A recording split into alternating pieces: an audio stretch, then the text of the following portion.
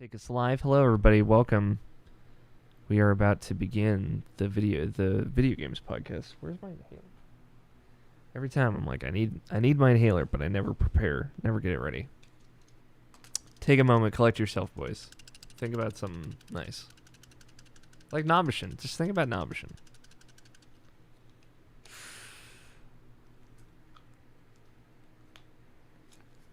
It's one of those things. If you think real hard, sometimes maybe he'll show up.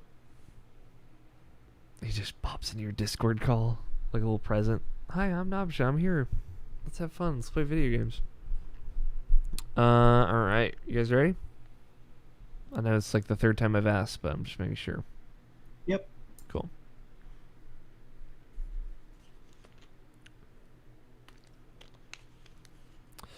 It is Sunday, November 22nd, 2020, and you are listening to the Irrational Passions podcast. I am Alex O'Neill, one of your hosts for this podcast journey.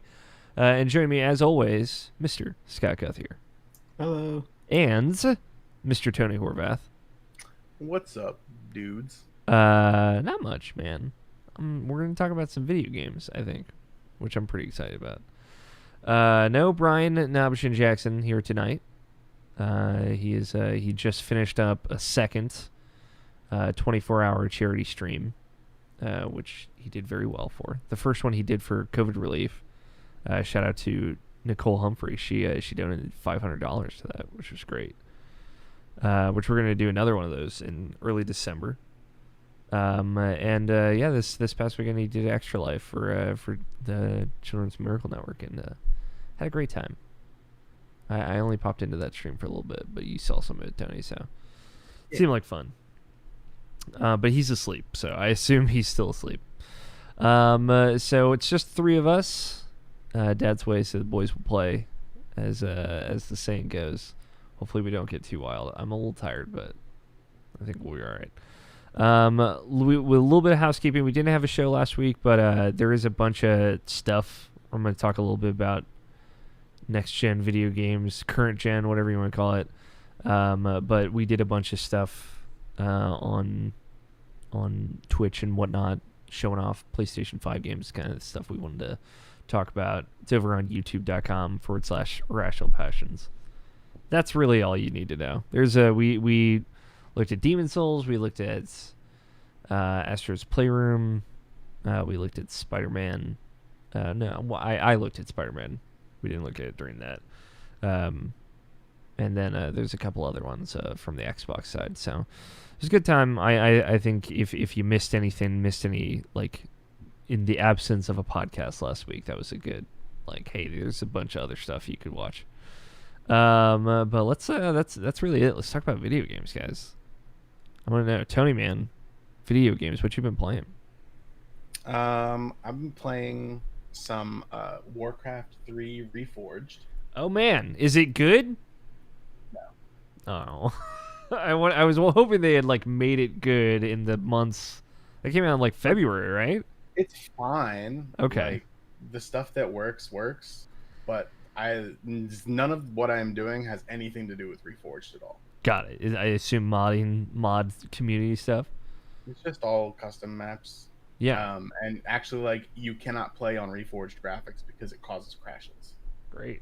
So it's just Warcraft 3. It's just Warcraft 3. That's good shit. Played some tower defenses. Played some RPG maps.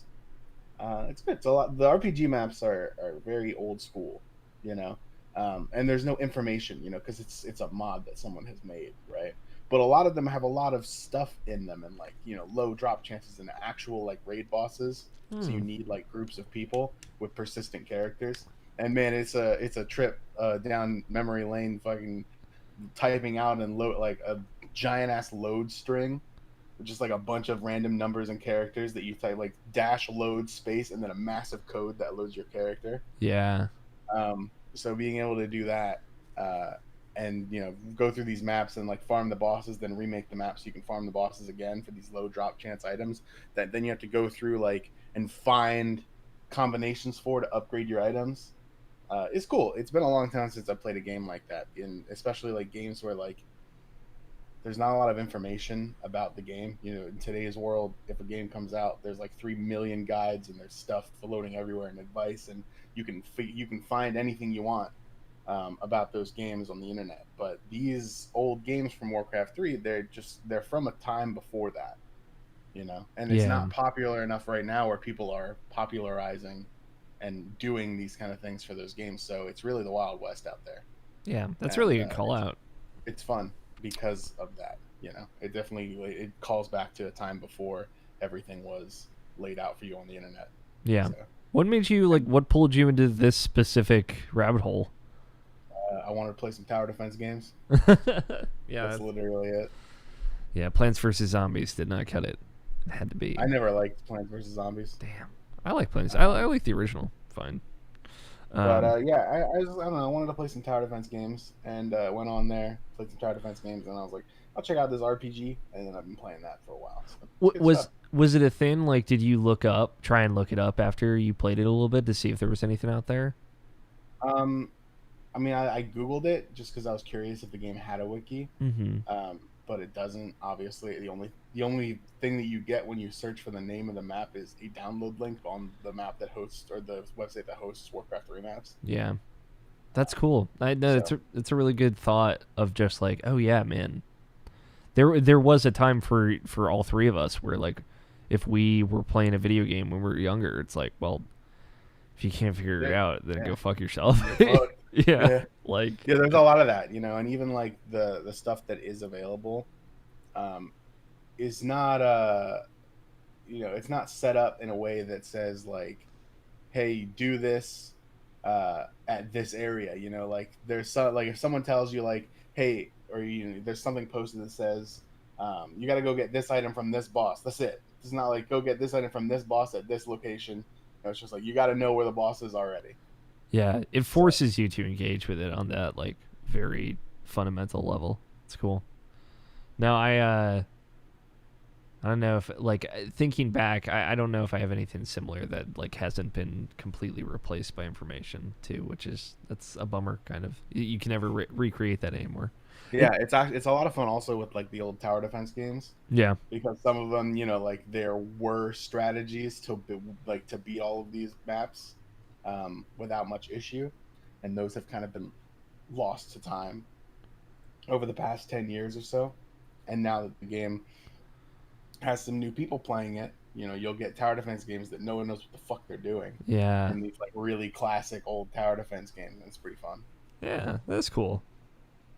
I always appreciate good Warcraft 3 or even back in the day StarCraft 2 mods from you guys. So, anything else you've been playing? It's been a couple weeks, so I don't know what you got. Yeah, I've played some League of Legends. They may have this whole update where they changed for the preseason because season 2020 ended um, 2 weeks ago. And so for the preseason, they usually put out their biggest patch of the year. And in this one, they kind of overhauled the entire item shop, removed some items, changed a bunch of items, and made really huge sweeping changes to how items work and that kind of thing. Damn. So for old and new players alike, it's an entirely new experience. Would you Um, say it's a for better players. experience? It's hard to say so far. You know, it's only been a couple weeks. Things are still not very well balanced. Got it. You know, there are some things that have kind of slipped through the cracks, as is the normal. You know, Yeah. um, but and there've already been a couple emergency hot fixes for things that were just too broken. Yeah. So we'll see how like where it ends up. I think it kind of plays into a direction that League of Legends is going in that I'm not a huge fan of, which allows teams that are winning to snowball a lot harder, and makes gameplay a lot more about burst damage and one-shotting enemy players and picks rather than team fights, outplays, and you know, actual mechanical gameplay Yeah. and macro. It's they want the games to be fast, quick, and you know, like eye-catching. You know, like a mobile. But I think that League is more fun as an expression of skill. It's more fun to fight an opponent and win through outplay rather than fight an opponent and get one shot or one shot the enemy. Yeah. You know, it's more fun when a team fight lasts like 35 seconds rather than 5 seconds. And the way that they've kind of shaped the game over the past couple major, changes has kind of turned it from a game where it was more about, actual like fighting and outplay and that kind of thing into something where it's really snowbally. It's really hard for a team that is behind in the first couple of minutes to acquire these really important objectives in the middle of the map. And it allows that team that's ahead in the first couple of minutes of the game to really snowball that advantage, and it makes coming back from behind very difficult. And it definitely shows itself through like the average gold advantage over time graph for a League of Legends game is now extremely one sided, where it used to be a little bit more closer to the middle. Yeah. That makes sense to me because like even as someone who doesn't necessarily play it, like I feel like the thing that separates League of Legends as like a competitive game from a lot of other competitive games, like say a Call of Duty or Halo and Overwatch, right, is the fact that it isn't quite as it's Twitch, right, but it's not as in like quick responsiveness, but it's not like as fast paced, right? There's a little bit. You have more abilities, you have more things you could do, and fights take longer, and that makes things interesting. So yeah, I wouldn't want that to be taken away from that game as a spectator either. So yeah. So we'll see. I hope that I think that that's kind of a movement within the more vocal of the players right now is that like we want more agency in the game rather than just snowball yeah, potential. So totally. we'll see what they do with it. But until they make Invoker in that game, it's not a perfect game. It's already not a perfect game by any means, but Yeah. they still need to make that champ before I will fully say that League of Legends is a good game. Fair enough. Other than that, in League, just been playing a whole bunch of games with my other friend Alex, Yeah. which has been cool. Being able to hang out with him. We usually we play games together, but we don't like get to hang out for much more time than that. So being able to like hang out for like 6 to 8 hours and just like play normals at League and talk shit. And I get to make fun of him because he's Russian all the time. So I just say random like scav quotes from Tarkov. That's very Tony Horvath on brand. Yeah. I like it. I like come gank his lane and say some dumb shit. It's good stuff. Yeah, it's fun because he is a master tier player, like very very high skill player. So when we play together, I'm playing against people like normally when I play with my other friends, they're all like silver or bronze. Um, Alex is like my one good friend who is higher elo than me. Yeah. So when I play, I'm the lowest elo in the lobby, right? And because he like I'm balancing with him. So like he's the highest, I'm the lowest on our team, and then the enemy team is kind of between us. So it's fun being able to play. That's kind of more. It's more like playing ranked games, but people are better than the people in Diamond 4 because Diamond 4 is garbage. Yeah. So it's more It's like engaging. yeah, it really is. Like it's a lot of fun playing games like that. So that's been a lot of fun. We kind of do that like later on in the evenings. But other than that, I picked up Yakuza 0. Oh, nice. And I've Man, I been playing wish through. Nabishin was here to hear about this. Um, I can save it, but I've been playing some Yakuza, No, and I I want to hear really about want it. to play Yakuza Like a Dragon. Yeah, me too. I plan to get that probably like next month sometime. Once Yeah. I finish Yakuza 0. Yeah, it's a it's a great game. Yes. Nabishin, that's the one. I think that's Nabishin's definitely played that. I know he hasn't played. I don't think he's played Kiwami or Kiwami 2, but yeah, it's funny. That's like the prequel kind of first Kiryu story. Uh, Yeah, I have only all about the played. lot. Yeah, and also Majima. I have only played Yakuza 6, which is literally the very definitively the end of Kiryu's story, because like obviously Gotcha. 7 is where they introduce the new Ichiban, which is the new Yeah, protagonist. So I have a very weird perspective on that series, having only seen how it ends, but I really like sure. it. Yeah, I've seen like the first like 16, 17 hours of Like a Dragon. Hmm. I was watching it on Moon's stream. He Yeah. was playing it a couple weeks ago, and that's why I ended up getting Yakuza 0 because I stopped watching Moon play it because he went to go play Demon Souls. Um, which, by the way, that has been fantastic watching him just like invade people over and over again in that one area where you could become the boss. Yeah. Oh yeah, well, Um, I got plenty of Demon Souls to talk his about. Don't worry. character is named John Souls, and so Good. whenever he invades someone, it's like you've been invaded by John Souls. It's like there was a post on the Demon Souls Reddit like while he was playing. It's like, how do you beat John Souls? Who is John Souls? It's so fucking hilarious, dude. Like that the street he literally like he just RP slow walks at people, Yeah. and then just like parries and kills them. The Or, monk like, picks boss them off the has end. there's a lot of role play that happens in that room. I've found. It's great, dude. Yeah, It's so good. I've participated in a lot of it as well. So Yeah, it's great. Just watching him fucking annihilate people. I found One tangent, Alex. yeah. On your playthrough, have you found the Moonlight Blade yet? Oh yeah. Are you using it? I'm building. Are you a pure HP Faith character? I'm building that. I have a. We'll talk about it, but I'm trying to go for the platinum, and I'm building like an unstoppable killing machine. That is that. So I'll let you know once I'm done this playthrough how the results turn out, Scott. But so far it's looking good. I've done a big boy run. I've done 2 playthroughs. I've done a dexterity run. We'll talk about it. It's good. Demon Souls is really good. Yeah. Other than that, I think that's pretty much it. Nothing else really that notable. Cool. I've been playing mostly those things, but yeah, Yakuza is cool. Yeah. It's a lot of fun. I love the karaoke, dude. It's so good. Yeah. All the fucking music for karaoke is like top tier. Oh, it's incredible. And then like I was taken by surprise by like how good the main theme was for the game. Yeah. Same well. So yeah. And like even I'm not a Japanese connoisseur of acting, but I feel like the actual when there's genuine drama happening, the acting and the delivery is really really good too. So yeah, it's a full package. It's so weird, like thinking. I mean, my first introduction to Yakuza was Nabishin talking about it on this show, probably like in the 150 episodes, which was like 7 years ago. Also, which is crazy to think about. And now I'm seeing Yakuza Like a Dragon, which is a great jumping in point, since it's kind of like definitely. a soft It's reboot. definitely worth a look. It's blown up all over Twitter, and kind of everybody's talking about it, and it's cool. Awesome.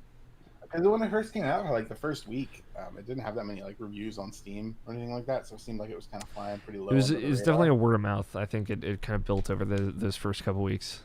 which is great. Yeah. Because the game is fantastic from from the first 16 hours or so of the game that I've seen. Yeah. Man, it's just chock full of it's fucking buck good wild. shit. It's so good. The it's summons kind of are shit so that, like, good. Even Scott could get into this game, and Scott doesn't like these kind of games just because of how ridiculous it is, while still keep taking itself so like seriously during the serious moments. Yeah. It's the best of great. both worlds in really. a way that's fun. Cool. Scotty, man, what you been playing? Mostly a bunch of League. Okay. Yeah, new shit came out. I'm trying to figure out all the weird shit, of course. Yeah. And of course, the first thing I tried is a pure DPS Mundo build. Okay. With all the new items, I imagine. Mm-hmm. It works all right. Okay. Other than that, some more Genshin Impact. Okay, you still keep. What level are you at in Impact now? Adventure level. 45. Okay, that seems very high. Wasn't the max at the start was like 33? So. The max that you have access to look at, as far as rewards go, is like 5 above whatever you're at. So, and then the current absolute max, I believe, is 60. Okay. But wow. I don't think that there is no point to going beyond 50, if that makes sense.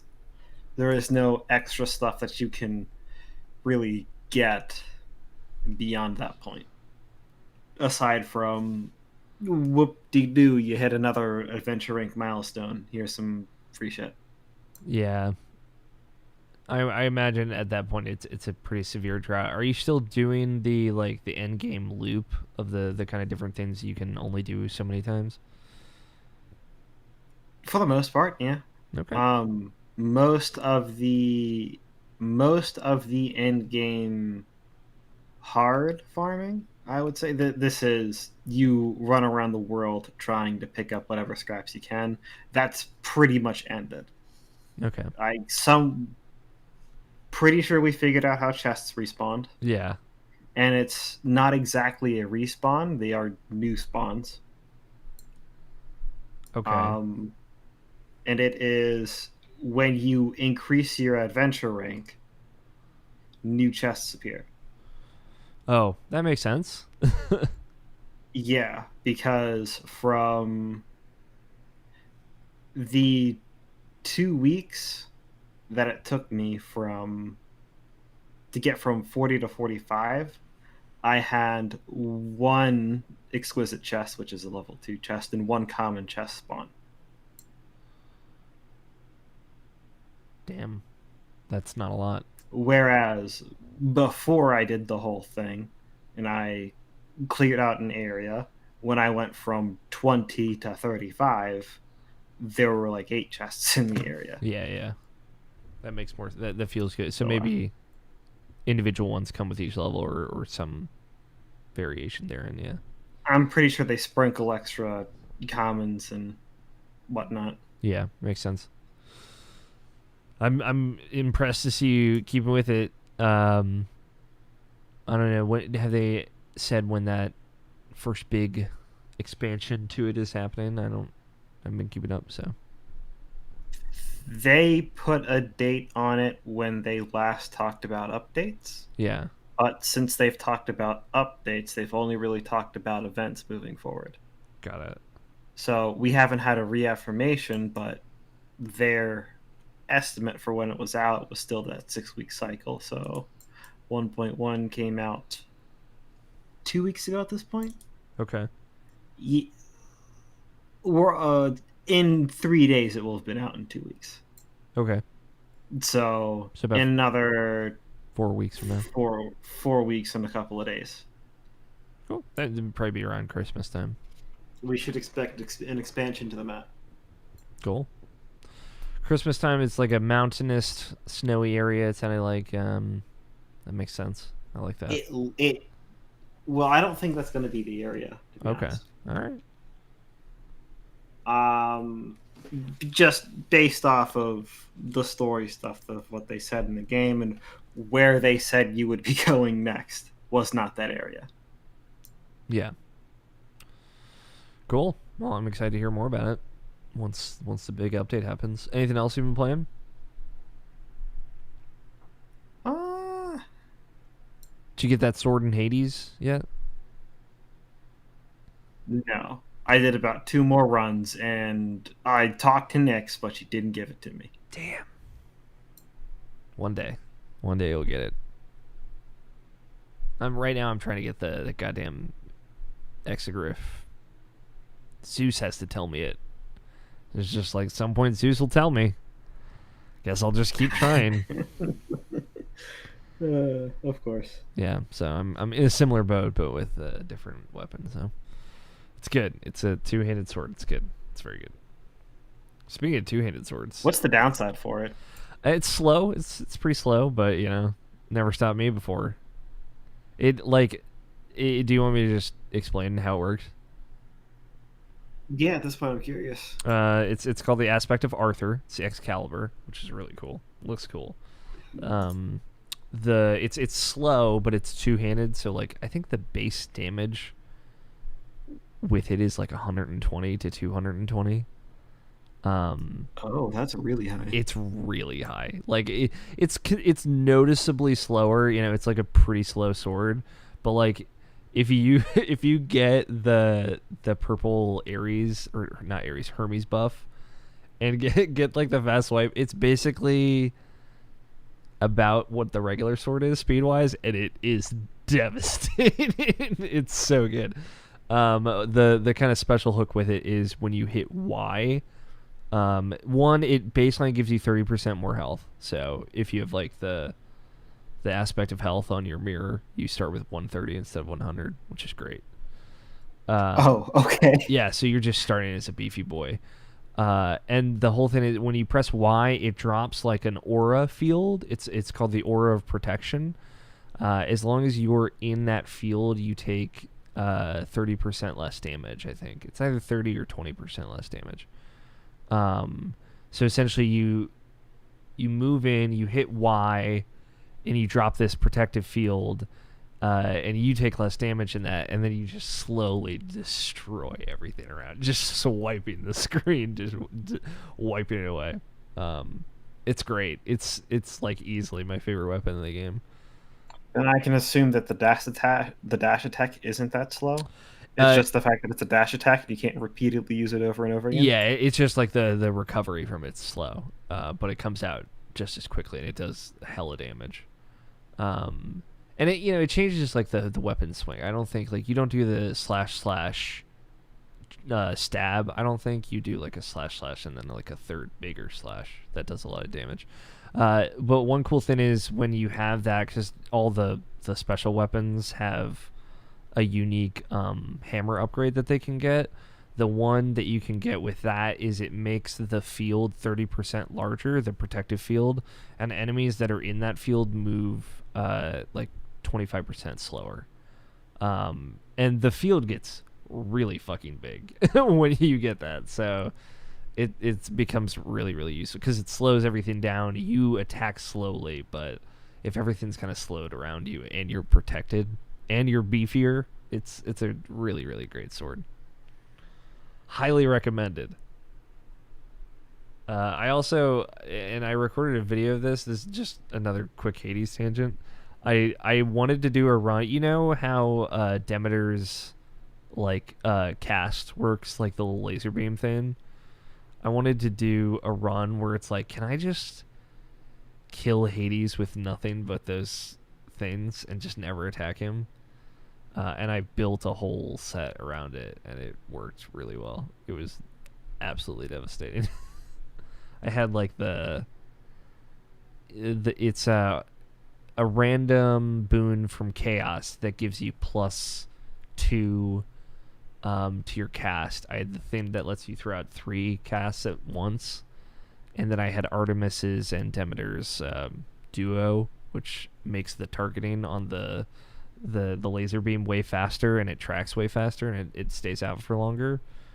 Just devastates. So that's my hot Hades tip, because I played over 100 hours of that game apparently. Sorry, Scott, I kind of derailed us. Is there anything else you played? Not really. It's just been mainly League. Cool. And then bursting through Genshin for like 30 minutes a day. Is there any, because Tony was playing a different champ, he wasn't playing Rise when I was watching him play League before we started. I don't know if you're still... Yeah, he was playing... Tony, are you still playing mostly Rise, or is that a one-off, or is this... I'm playing mostly jungle right now. Okay, so whoever's good at that. Have you switched gears on any big characters, Scott? I don't know if you like play the same characters over and over again. So I also kind of switched to jungle. Okay. I've never put down Mundo. In recent times, I've actually decided, you know what, the game's so bursty, I'm just going to take him bot lane. Yeah. And I've lost with him once as support, but I've never lost a game with him as AD carry. Nice. But I've also will attribute that to not playing against anyone that's really good. So I'm just going to let that one sit there. Sure. But so you're still playing Mundo? Yeah. I'm trying to make Ezreal not bad because most ADs are just bad. Fair. When you get burst, when the first thing that happens to you in a fight is that you get dove by somebody that your team can't stop, and you die immediately, you don't do anything regardless of who you are. Yeah. And that's pretty much every carry in the game right now. It is also most supports, but most supports have some sort of CC or CC, heal, shield, or some way to disengage. Whereas on the AD carry side, it's pretty much just Ezreal,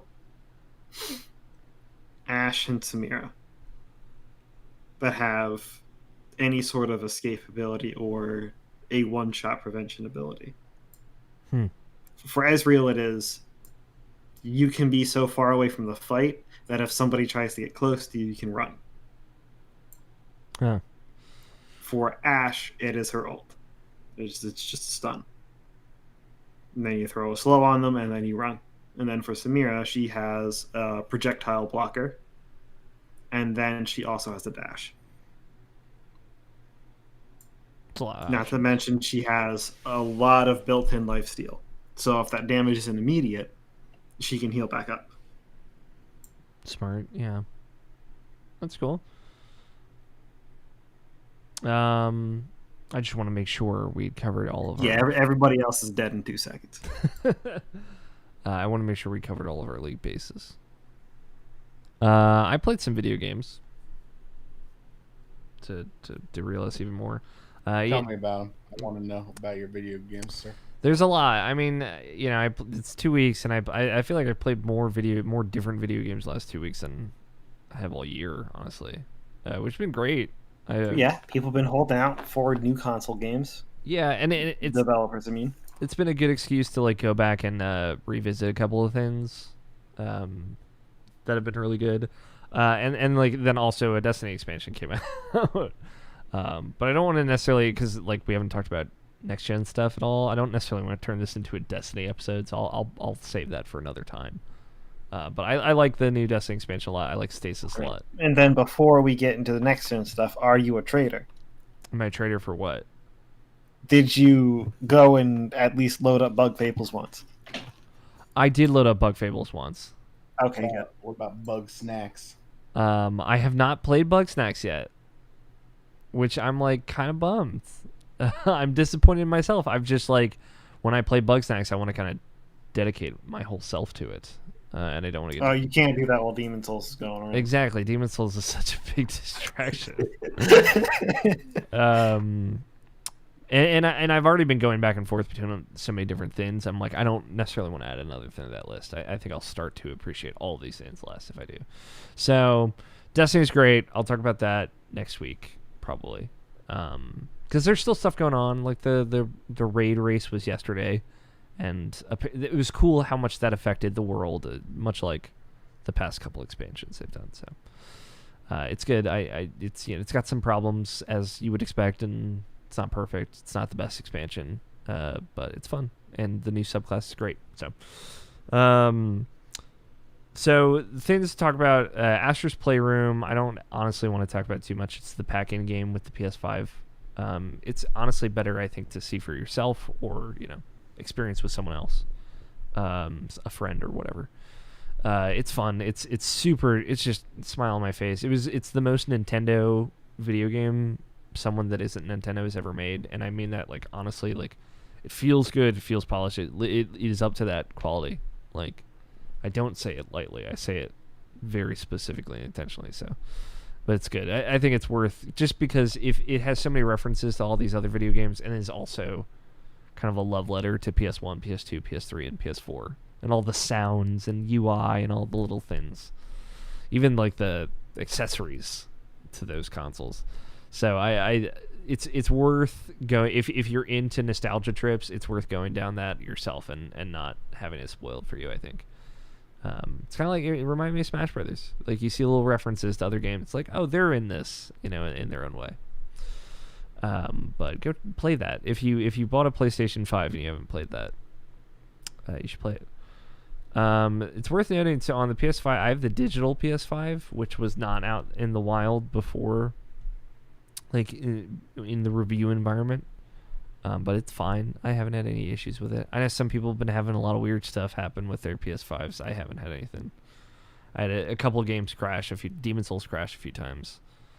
Destiny crashed once. Some weird stuff. I had it hard lock once. I've also my Xbox hard locked once, but yeah, nothing I didn't expect. So, play a little Spider-Man Remastered just to get that out of the way. It's good. Game looks great at 60 frames per second. Open world games at a good frame rate is great. Obviously, everyone on PC already knows this, but I just want to reiterate for those people out there. I saw fucking people saying like, I want to see better reflections.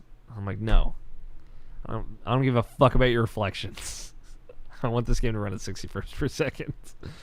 But yeah, that's Spider-Man. So I haven't played Miles Morales at all yet because I've been playing Demon Souls, and I wanted to replay Spider-Man, and there's that remastered thing, so I played a little bit of that, and it's fun. I don't like the new Peter Parker face. It's weird. I liked it before I played the game, playing the game, in the game, seeing it. Don't like it's bad. Anyway. That's funny. Yeah, that's fun. I'm ashamed of myself for coming to this, but I have to be honest with everyone. Demon Souls. I've finished Demon Souls twice. Which tells you I've played a lot of. I've played like. It's basically all I've played. I mean, I've played 10 hours of Assassin's Creed, 8 hours of Ori, and then the rest I've played for the last 2 weeks, and a lot of Destiny. But the rest I've played has been Demon Souls. So I've played a lot of it. I've decided I think I want to try and get the Platinum Trophy, which requires getting like all the spells, all the keys, or not all the keys, all the rings, all the miracles. But man, all right, Scott, you get to gloat.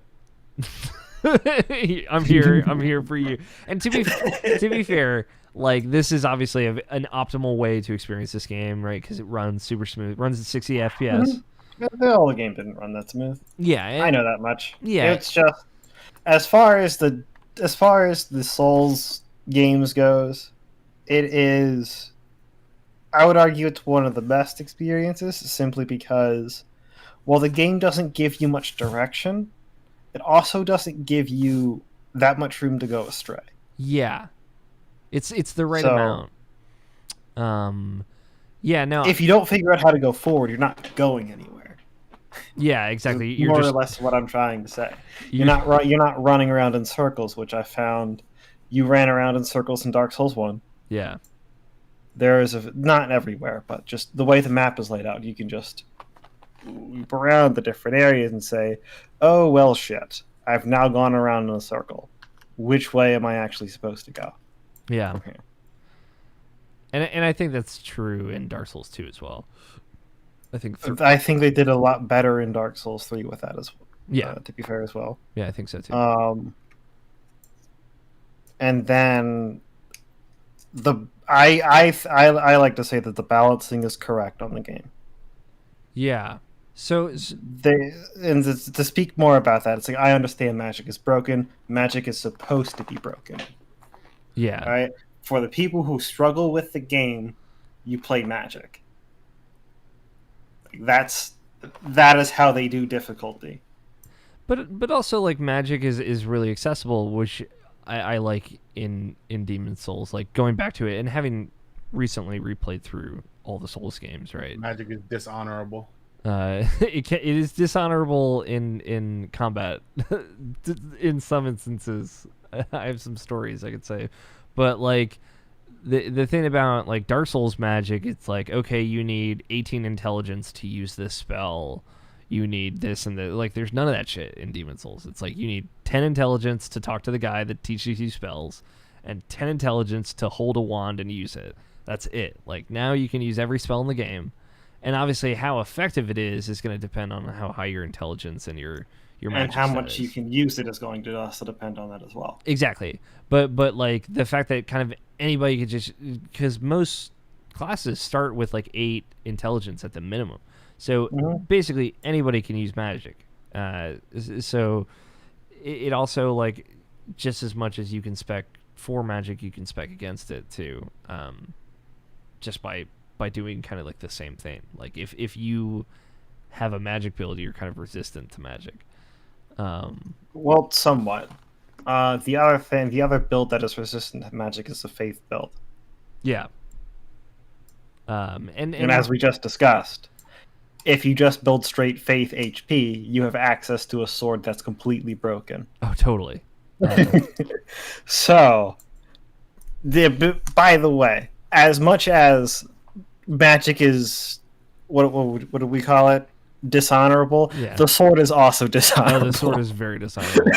But like, it's also one of those things of like, I've spent so much time finding all the secrets in this game. It's like, oh yeah, here's this kind of reward for that. Like finding, I forgot how weirdly, Yeah, that's very weirdly out of the way. yeah, like the slug nest that you have to Mhm. knock down, and it like I just did that like the other night, and you get a trophy for doing it. And Oh, they shouldn't have put a trophy in for it. it's a hidden trophy. You can't just see it, but I think it is at least. I think Is it required for the platinum? I believe all so. trophies are required for a platinum. Yeah, all trophies are, but That's why I think that it shouldn't be a trophy. I'm thinking it's just one of those things where it's well, there's a couple weapon trophies. Like there's a trophy for every boss, and then there's like a challenge trophy for half of the bosses. Like one of them is defeat the Tower Knight without killing any of the archers. So which is cool. I actually like that stuff, having been going through it. So I played a lot of it. Just to say, it's very good. It's a lot better than I remember, and it's good to give it credit on things. And now that I've played through the game so recently, I see how a lot of Dark Souls, like, there are individual references to Demon Souls in each of them, like kind of separately. Old King Doran is like this really super high health, high HP, it's like totally optional character that you can fight in Demon Souls, and he's kind of off in this chapel to the side that you can get to after you kind of get through most of the game, and it's like, oh, this guy is almost one for one recreated in Dark Souls 2 as like the old Mad King who doesn't wear any armor and it's a kind of optional boss fight in that game, but the kind of shtick of it is he does a lot of damage and he just has a ton of health, but he's really slow. And it's like, man, like seeing these kind of one-to-one illusions and stuff has been really great. But yeah, Demon Souls is just great. Like all the levels are great. Like revisiting them, well, the Valley of Defilement's not good. I'll say that. Whatever. It's fine. Four great levels and one stinker. I'll let it all out. the Valley of Defilement. That's the swamp level. That's the swamp level. And specific, like honestly, the first part of it, which is the Valley of Defilement part, that part's honestly fine. The part up until you get to the final boss, I would say, is good. The final boss ruins the entire thing. Oh, I love that final boss. I think it's great. It's the swamp that actually poisons you, like the place that ran at low frame rate before, mostly because like there's like these islands that you have to kind of go across, and just there is a couple enemies in that area that can roll while in the swamp, but the whole thing is you can't roll while you're in the swamp. You do like this really long animation of like, ugh, and then nothing happens, and you just waste time and stamina. And it's like, oh, it's punishing me. Don't do that. But like, but that's what the dishonorable sword is for. It's true. The dishonorable sword comes in very useful then. But my first playthrough, I didn't find it. So, but like, I like the opening area. I like the bosses. The Leechmonger is fine. The Trash Colossus, I think is the Garbage Colossus or whatever. I think he's cool, and I really like the Maiden Estrella fight, with the fucking big dude with the big hammer. I think that's a cool fight. Yeah, the thing about it is when I did all the Red Invade fights, the NPC ones, yeah, you can lure them to. You can generally lure just about all of them to a small patch of land. yeah, and that small patch of land is extremely small. Yeah, and I enjoyed the close quarters fights on those small patches of land. But I mean, at the same time, the way you get around poison in that game, I like better than most of the other games. At the very least, I found it easier to do. Because given, well, one, you're not tied to an Estus flask. Yeah. If you have 100 grass herbs, you can just use those. Yeah. No problem whatsoever. The second thing is, I believe the antidote also gave you some poison resistance. It might, and a thing I always forget about Demon Souls is it's like they don't show you where your poison buildup is at in that game. There's no meter. It just happens. Like it's a hidden meter. It's building, but you can't see it, and it's like fuck. All right, this is not great. But there are a lot of things that you can get, like inventory and equipment, and right. And if you go up and you do the Queen's Lair, something like that, and you kill the guy in the cage, and you take his armor. That's a poison resistant set. Yeah, which you run into that area with that set on. Poison is generally not a problem as well.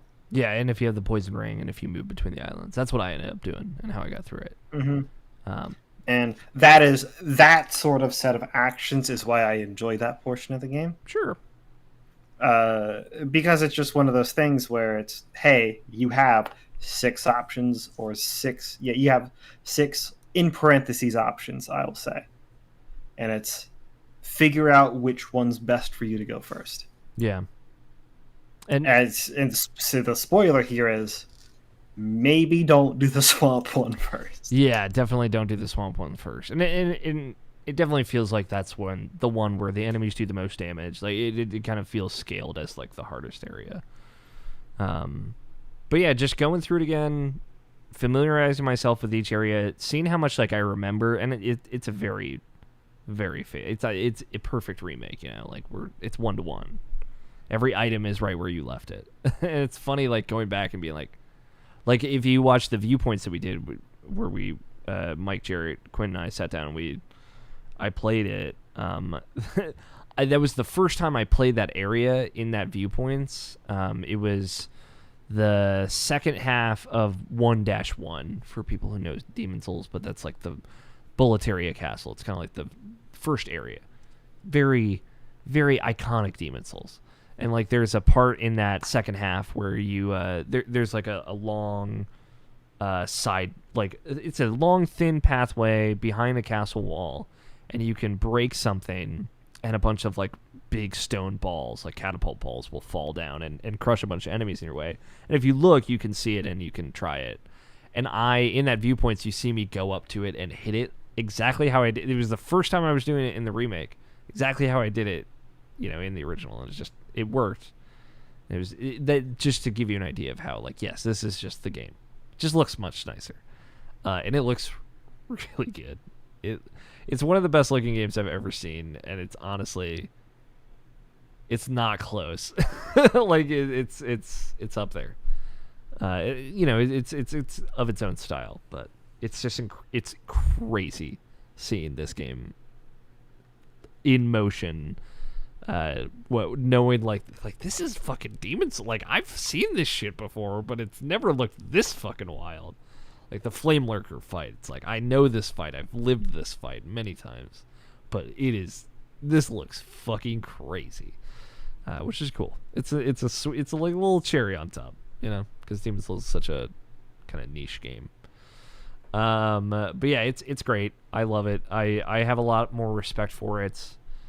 It's funny, like, also seeing the ways in which, like, I think it's a lot easier than I remember, right? Like, I feel like all the bosses in this game are pretty easy.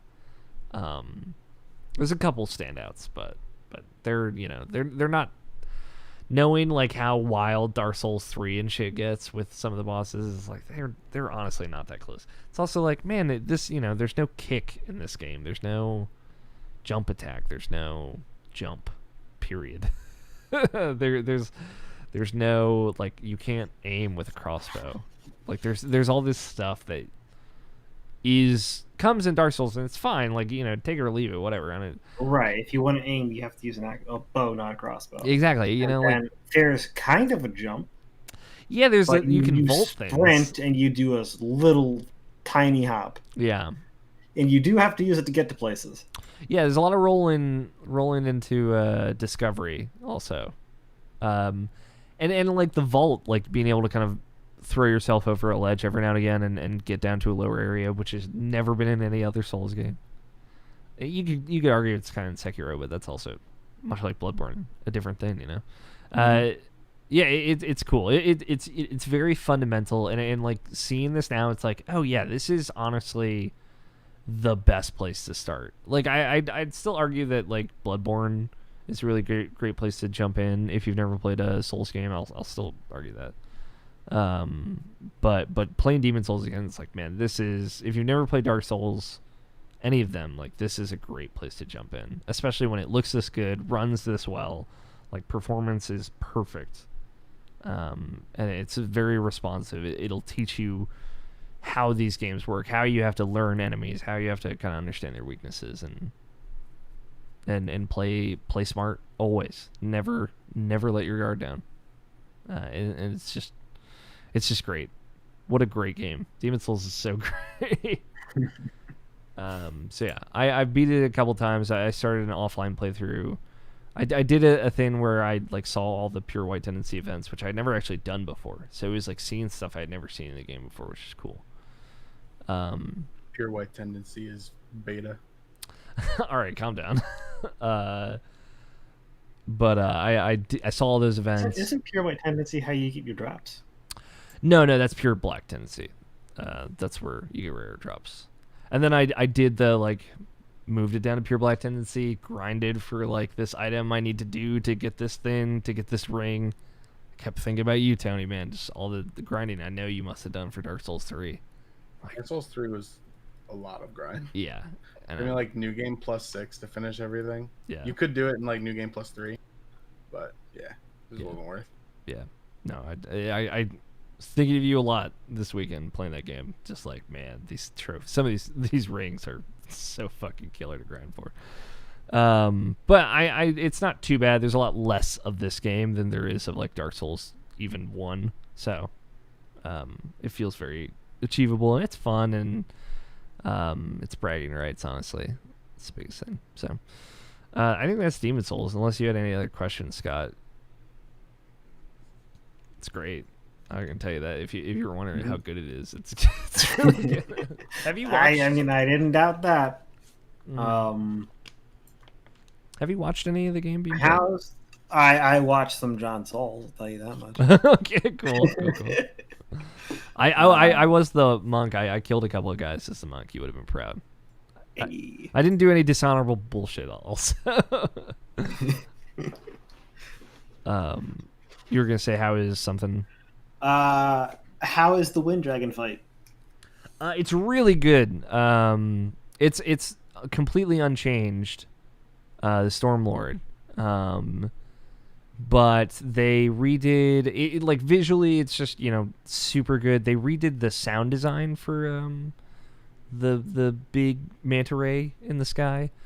And it just sounds incredible. It's like this guttural noise that the creature makes. But like fundamentally the fight is still the same. You go down to the point, you get the sword, use the sword.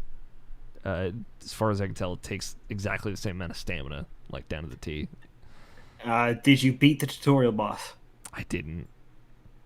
I tried, dude. I tried twice. Come on, man. And it's so funny. The first time I was like, I'm ready. I got fire paper thing. I walk in the door. I'm like, I'm gonna heal real quick. And as I healed, he came down and one shot me.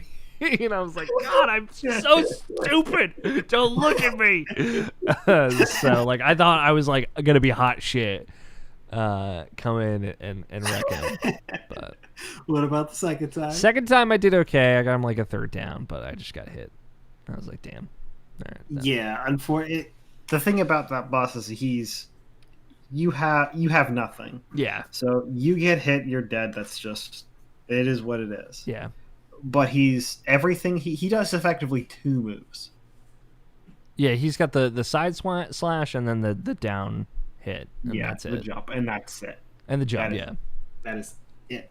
So and you can bait both moves out of him because he is very simple. Yeah, you just have to play perfect, and I just you come in fresh like that. I was so scared. And then is the fire dragon still somewhat disappointing? Yeah. I like the first time I did that fight, 0 problems, like blazed through it, didn't even get seen by the fucker, just like nailed it. Second time, stuck on it for an hour and 35 minutes. furious. Because I was like, this fight is dumb and stupid and lame. I shouldn't be stuck on this, and I was. But it's just like the second time I did it, because I was lower level, I just had to do it a little bit more timing based, like where you have to hide from where he's looking, and it sucks. But it's not that hard. So there's a weird trophy for that fight for like. And then is punching the him. King of Boletaria still a sweet fight? It's a good fucking fight, and like having the appreciation again of like where Souls fights go, and like that he has that move that drains you, takes 2 levels away from you, which the funny, I was like, I'm gonna I soloed every boss, because again I thinking of Tony and thinking of you, Scott, like I was like, I wanna have like the pure experience, and I played a offline mode playthrough as well, so I've done this multiple times, but I wanted to like have that like I'm gonna beat every boss on my own, and just like have that pure like fight with each thing and try and understand and actually really appreciate each design. But the King Allen fight, I'm like, this area I'll see if I can like train up a little bit in other people's worlds, and I get summoned into a guy's world from the very beginning of the area. And the guy's like, hey, follow me. And he's like killed everyone, and he just like needed help for the boss. And I'm like, all right. So I went in and I fought the boss in his world, and his boss grabbed me and took 2 levels from me. And I was like, fuck, I forgot about this fucking move. And I lost 2 levels to this dick. It was like, at that point, I was like level 70, so it was like 63,000 souls. Or like 43,000 souls, not 63. I was pissed, but we beat the guy in his world, and because I'm like, all right, I'm gonna just play aggro, but I'm not gonna get fucking hit again. But so when I went in and like you playing it like a real fight where I'm like trying to perfect dodge every move and like really trying to appreciate it. It is like truly the most like wild shit's happening, tense, like. He has little bits of a lot of the other bosses of Demon Souls in it. Like, unlike Dark Souls, which has just like 20, 30, 40 bosses in it. There's just so many. Like, Demon Souls has, I think, like 13 bosses. Like, you can count it. Or not 13, like 18 bosses. And it's not that many, especially when you think about where that series goes and how they're built around their bosses in a lot of ways later on. Yep, it's 3 per area plus the final one. Yep. Yeah. Well, I'm not going to count the guy down below, but I believe there's a separate thing that happens if you do something. And there's just like the 4th boss, King Allen, in that first area. Yeah. So yeah, that's 15. That's 16 bosses, right? So it's not many, and they're all different. And a lot of them are kind of really easy because, you know, like the Stormlord fight, it's like this is kind of like a gimmick, right? You just have to kind of outthink the situation, which is cool because a lot of the other Souls fights get more into like this is a difficult fight and you have to learn the creature. Where this game has like a lot more of the kind of leniency, and then those fights like the Penetrator and which is a real boss name. I enjoyed his name's the Stormbreaker. That's the name of the sword. I enjoyed that version of the fight in Demon Souls 3 a lot. Or in Dark Souls 3? The giant Yorm. Mm-hmm. Yeah, that's a really cool throwback to that fight. I mean, the sword it's the same sword, same design, same look, and same effect. Yeah, same animation. The giant uses it against you and your onion, bro. Yeah. It's cool. It's onion, bro. Yeah. Sigwin, I think his name is. Sigurd, that's his name. Wherever you are, onion bro, we love you. I'm pretty sure he dead, didn't he? He can die. Not at the end of it. I thought he was just dead. Yeah, maybe he just dies at the end of that fight. He's like, I've filled my purpose. Goodbye, cruel world. I'm just gonna look that up real quick. Yeah, find the fate of Sigurd. But yeah, that fight at that kind of basically the final boss fight of Demon Souls, like the real final boss, is very tight. It's very satisfying. It's very like you have to be at the kind of top of your game. It uses a lot of what you've learned in the other kind of tense fights, like the Flame Lurker. It has some of the mechanics from that. The old hero fight has some of the mechanics from that. It's like, oh man, this is such a cool fight. So yeah, it's great. It's super good. And I shout out Scott. I took your advice from 11 years ago. Started with Temple Knight. Never looking back. It's just the best start. It's just the best start. Unless you're going for the Royal with the fragrant ring. Unless you're going for magic, it's just the best start. Yeah. And you get the miracles. You get the healing magic. So it's free miracles. You get the best shield you'll find for a while. Yeah, and the halberd. The halberd's probably the best weapon that you can start with. Yeah, I think so. The only quote unquote better weapon is only better for the tutorial boss, which is the knife that I think the mercenary or the broadsword maybe, because it has bleeding. It's just you're just looking for a very quick attack. Yeah. With the low stamina you have to attack once 2 or 3 times, do 10-20 damage to the boss, and walk away before he stomps on you. Yeah, like chip the boss. Yeah. Yep, and then you do that for a solid 20 minutes, and then he dies.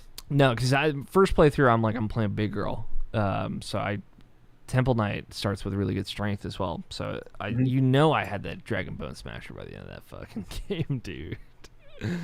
It's so good. Yeah. Game's great. We'll talk. I'm sure we'll talk about more next week as well. But do you have any last minute other things you want to know, Scott?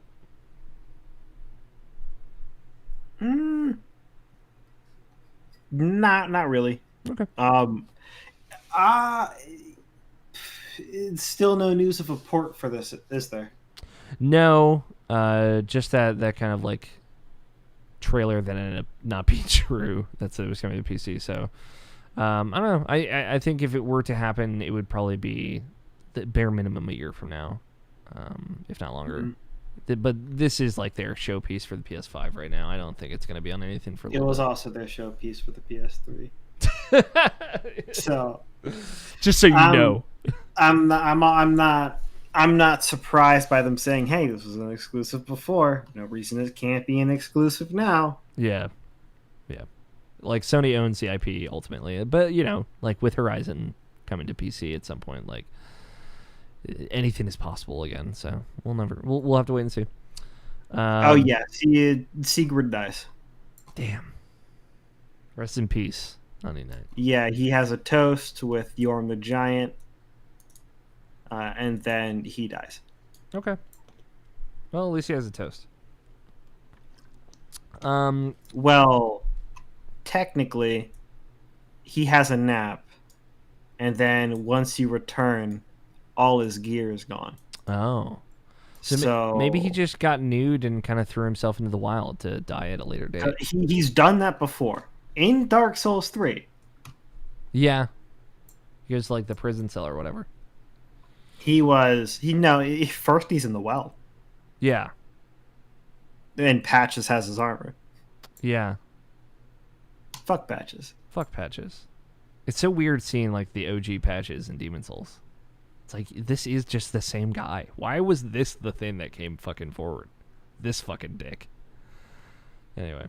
So that's PlayStation. I also like checked out a couple there's a lot of cool backwards compatible stuff, Sekiro. I'm a little bummed that the Betrayer didn't come across.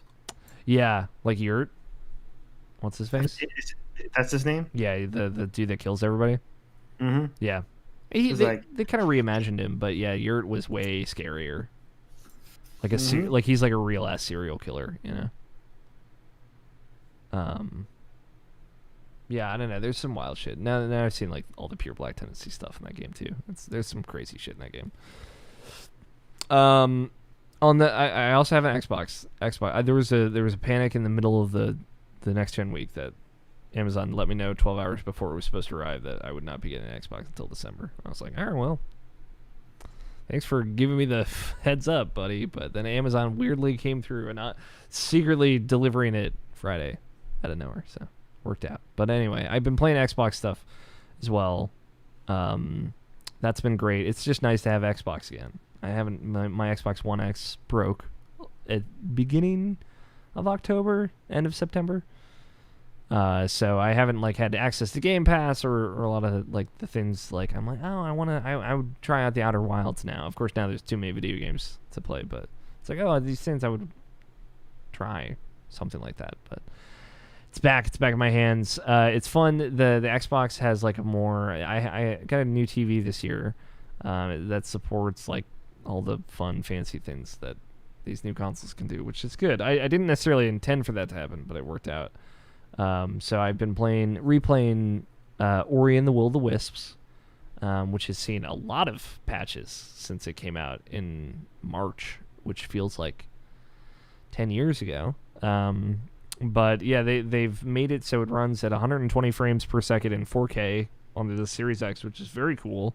It's just one of those like weird, like, oh yeah, I could do this with my TV and like my setup now. Like, let's just see how this is. It's weird like doing that and then going back to 60 FPS and being like, this looks slow. How does this look slow? But yeah, that's just been I decided to replay that game. I'm almost through it. I'd say I've done most of the things you could do in it. I've just been collecting stuff because it's just a replay in that 120 FPS 4K mode. With obviously it's got the kind of faster loading times, all the kind of benefits of being on a new, it's a very much like a, hey, we basically just remade this for Series X, so it's going to take advantage of the stuff it can do. But yeah, remembering like that game had weird frame rate issues like that were inconsistent. The load times were like just made the game choppy, and fast travel like broke the game. Like all that stuff is complete. Every issue I had before is gone. It's just been a legitimately flawless experience revisiting it, which is great. And just like knowing that it had those frame rate issues before and seeing it run perfectly at like twice the frame rate, it's like, oh, whoa, this is an upgrade. This looks nice. Yeah, just looking at it, it's honestly, I don't want to be dramatic, but it's a very surreal experience seeing it, like just playing it, and like the effects are happening. Everything just looks so fluid and smooth. It's wild. It's cool. I'm very impressed. I'm trying not to sound facetious either. I'm being very genuine. Like, it's very impressive. And I also got Assassin's Creed Valhalla, that new Assassin's Creed game. Heard a lot of good things about this one. Hoping that they cleaned it up from Odyssey, which I was pretty let down by. And I've been having a good time with it. Again, another big kind of long thing like Destiny that I've talked a lot about other things I don't want to get into. But it took a little while to get going, but I'm at like the 12 to 15 hour point in Valhalla, and I'm like really into it. It's very much like, this is all the things I liked about Origins. This has the things I liked about Odyssey, but none of the things I really didn't like about Odyssey. It's way more fun to play. The combat feels a lot better. It runs at 60 frames per second, which is really nice. And it looks amazing. It looks very good. Like, Demon's Souls is far and away the best looking thing I've seen so far. But I'm impressed by how close Assassin's Creed is. I mean, not very close, but it looks very good. But I'll probably talk about more of that next week. I'll talk about Destiny and Assassin's Creed. But I'm really into it. It's a fun RPG so far. That's it. I think that's it. There's more stuff, but that's all. That's all. I think that's all I got. Next gen's good. Load times are good. Graphics are good. High frame rates are good. All these things are good. God, I hope they last longer than like a year. I hope this doesn't just like fall apart as the years go. I don't think the load times will, but I'm already seeing the frame rate war start. I can't go back, you guys. I can't go back to 30 frames. I just can't. That's it. That's the podcast. I don't think all things considered, it wouldn't make much sense to go that far back. Yeah. Because you sort of hit diminishing returns on 4K to 8K, so on and so forth. Yeah, Right? like that's. I don't think that's going to be a big factor going forward. So,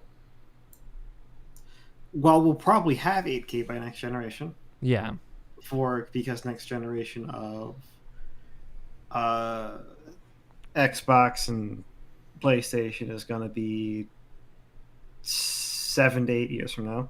yeah, Just ballpark. is Right? what it is, and we somewhat have 8K right now. Yeah, so Not on consoles, but on PC. in the PC space. It's not very good 8K, but it's there. I can see in that time them being able to push 8K 60 frames per second on most games. Yeah, I think with how exponentially things are And then accelerating. the other route that they could go is, hey, being able to do ray tracing and everything, and having all the extra goodies that you get by not moving up to 8K. Yeah, that's probably more worth doing that, and you'll at that point you'll absolutely be able to do 4K at 60. Yeah, because you can do that right now. Yeah. I want to ask you both, hypothetically, when from now on, when will be the first time we hear 12K uttered? I'm sure someone's already said it, but I mean like in a big way. I don't want to hear it. That's me. This is my editorializing. What are we saying? How long from now until we hear 12K uttered into the wild? Like, in a big way. Like, hey, we're ready for 12K. I don't even know if it would be. Would it be like 16K? Would it have to be double? Yeah, that's the whole thing. I don't think you're going to hear 12K. Pretty much ever. So it would be 16K. Right. What the 12K? It's like how you never hear 2K. Yeah. You don't hear that resolution. You hear the number that resolution is the correct resolution number. Yeah, 1440p, right? I don't remember off the top of my head. Probably something like that. So I highly doubt you're going to hear 12K pretty much ever, and you'll probably hear 16K next year by some guy saying, hey, we put these 4 screens together with these 4 graphics cards running running this game in 4 different states at 4K. Yeah. Technically 16K. 4 times 4, 16K. Tony, how long until you have your 16K VR rig ready? Long time. Are we still waiting on the VR, or have you canceled the order? No. Okay. Still waiting. 5 weeks. Hey, that's better than 8 weeks. True. I'll take. We'll see how many weeks it stays at 5 weeks. Yeah, we'll see. I don't know. 2021 could be the year of virtual reality for Tony Horvath, is what you're saying. True. That's what I'm saying. Listen, people from Valve, if you're listening to this podcast, I will write a review of the Valve Index. Send me one. Yeah, do it. Send him the index. Get that very intense 500 sentence, one sentence review. Like a legit review. I'll write a legit review. Yeah. I'd honestly love to hear your breakdown of it. Not saying that the $1 one sentence reviews weren't legit reviews, because they were. They were. But no, I mean that's part of it. I'm very excited to hear your experience with it for weeks and weeks on this podcast. I look forward to it. I think that's it. Been going for a while. Talked a lot about games. I talked a lot about next gen, so feeling good. That is I didn't pull any news or anything, but big news. Next gen happened. A lot of patches and stuff for that. Don't vape into your Xbox, please. What? People did this. People vaped into their Xbox and said, hey, look, it's smoking. Yeah, this is the real thing. It's on fire. That's big brain. That is big brain. Lawsuit. Wait, money? No, please don't do that.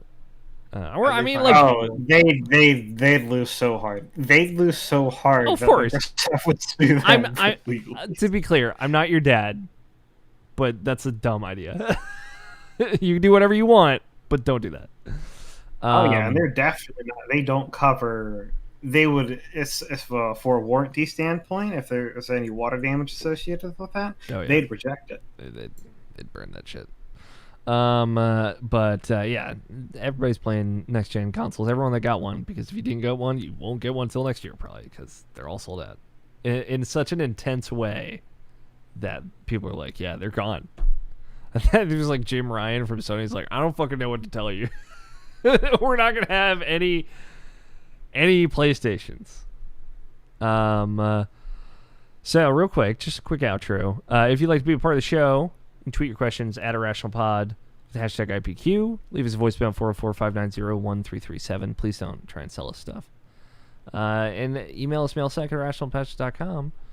You can follow the show and the website in general on Twitter @IrrationalPod. I am on Twitter @Alfighter27. Nobshin, who's not here right now, you can follow him and see his streams and all the cool stuff that he does @Nobshin186 on Twitter, Twitch, and all that. You can check out all the stuff that we did, like all the viewpoints and all that. We did them live on twitch.tv/irrationalpassions, and you can watch them after the fact on youtube.com/irrationalpassions. And if you like the show, just rate and review us wherever you're listening, whether that's Apple Podcasts or even YouTube or whatever. YouTube doesn't have a podcast rating system, but I'm sure if you left a nice comment, I'd appreciate it. It would brighten up my day. And for everything else, irrationalpassions.com is the place to go. So here's the thing. I could not think of a bet. I've been out of it for the last little bit. If one of you guys thinks you can think of a bet, I'm here for it. But I was like, man, I just can't think of one. But I do have a resolution to last week's bet, which was technically 2 weeks ago. Which was between Demon's Souls, Bugsnax, Assassin's Creed Valhalla, Spider-Man, and Destiny 2, which game will have the highest viewer count by what margin on Twitch? Now, big thing about this, and I didn't specify in the bet actually. This was very much like this had to be launch weekend because I wanted to know that. So there is a Twitch tracking site that actually tracks the views per hour of like games. I was like, all right, let's look at it for 8 p.m. Saturday of that launch. But here are our original bets just before I named the winner. I said Demon's Souls with the total amount of viewers would be 150,000. Tony said Destiny 2 total viewers 100,000. Nobshin said Spider-Man total views 100,000. Scott, you said Demon's Souls 250,000.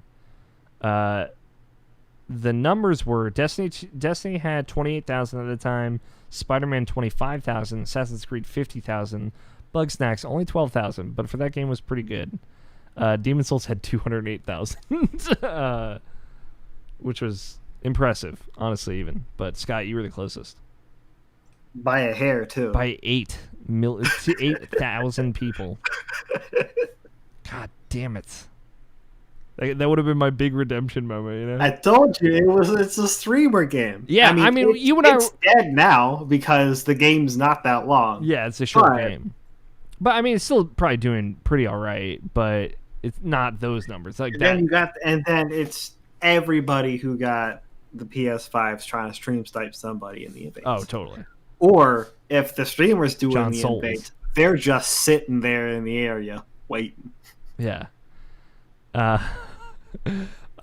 hey, it's my turn to get slapped around by John Souls. Yeah, John Souls is here. He's here to party. No, we both bet high. You just bet higher. You were closer. It was close. We both had the right idea though. It brings the team totals. I have 6 points. Nobshin still in the lead, 13 points. Scott, you've caught up to Tony. You both have 10 points now. As it should be. Balance in all things. Yeah, balance in all things. I'm very excited to see where this is going to go. We just got a few weeks left, so. But yeah, no bet this week. Take a week off so I can hopefully think of a better bet. And that was a fun one though. That was I was excited to see how that one was going to go. But yeah, Thanks for hanging out, everybody. Thanks for the couple folks that jumped in the chat, said hello. Nicole Humphrey, as always. Also, Nobishin has been secretly watching us. Spoilers. Not the whole time, but some of it. I'm watching you, Nobishin. Now he knows that I know, and it's not going to be fun for me anymore. But shout out to Nobishin. Jumped in at some point. And Scott White and a couple other folks, but we're usually live on for the past few weeks Sundays, so check out Sundays around.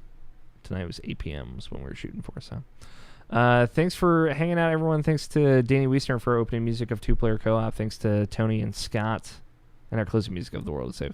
Thanks to Tony and Scott for joining me as always. Love you, boys. Big hugs all the way around. Thank you so much for listening. I've been Alex O'Neill. Play your games, stay rational. We will talk to you all next week. Now, Tony, if you look under your tree, there might be some secret presents from Nobishin for you. Oh shit! That's what Nobishin. That's how. The only way I knew Nobishin was watching the show is because he peeked in and wrote a couple of titles for us. What an absolute Chad! I know. What a beautiful Chad he is. I don't know if Chad's an insult or not, but to me, it's not. It's not an insult. It is a compliment of the highest degree. Good. There's better ones. So we got Magic is dishonorable, and don't dookie in your PlayStation 5s. I don't know why he wrote the second one, but obviously Magic is dishonorable. Tony Horvath with all the best lines. Tony, do you think you can say the title and I'll say the episode number? Sure. All right. You're listening to the Irrational Passions Podcast, episode 478. Magic, dishonorable. Thanks for watching, everybody. We love you all. Have a good night. Bye.